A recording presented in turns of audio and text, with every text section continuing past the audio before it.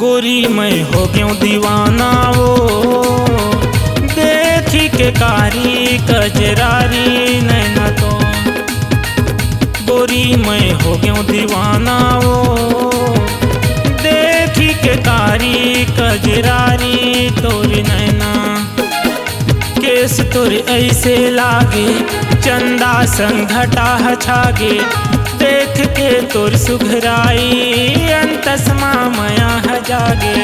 बड़ा निक लागे तोरी भोली बहना। गोरी मैं हो गयूं दीवाना वो देखी के कारी कजरारी तोरे नैना। गोरी मैं हो गयूं दीवाना वो देखी के कारी कजरारी दोनों नैना।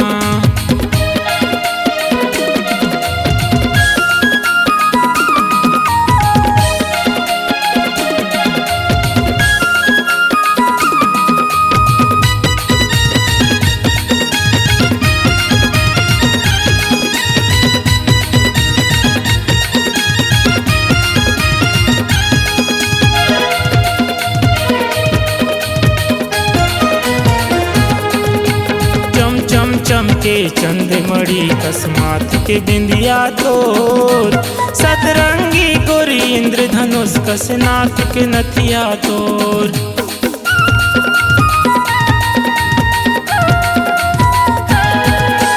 जिया जला थे दिल धड़का थे बजे पयलिया तोर। सुध बुध खो के मन भौरा नचे जैसे जंगल मामोर। मोर दिल के बागिया माँ बन के कोयलिया। मोर दिल के बागिया माँ बन के कोयलिया। गीत माया के गुनगुनाना। गोरी मैं हो गयूं दीवाना वो देखी के कारी कजरारी तोरे नैना।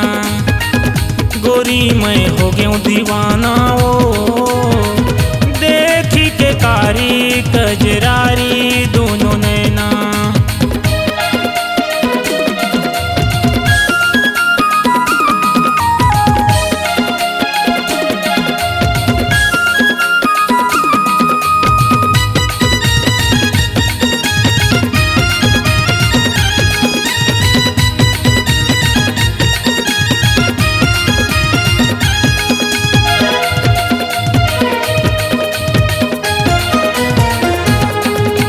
चेहरा तोर चंदा कस लागे तुम्हें कस करे अंजोर। भरम पड़ के दिन में निकलते पंछियों बेचारा चकोर।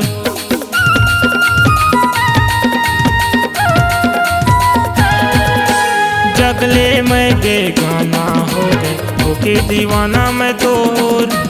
और सुरता माँ गोरी रे हो जाते संकेर हाल भोर। कैसे माया के बैरी रोग लगा के वो।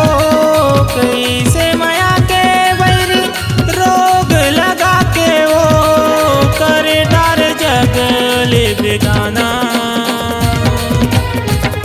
गोरी मैं हो गयूं दीवाना वो देखी के कारी कजरारी तोरे नैना।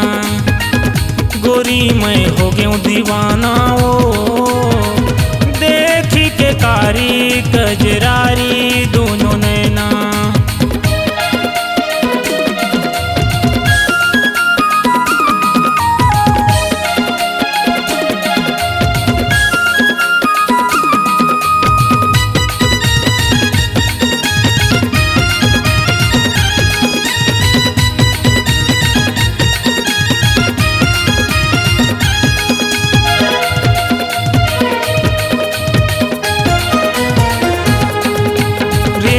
सावन के बदरा कस नया लताएं बरसाना। मोर दिल के सूखा भुइया ला गोरी तझन तरसाना।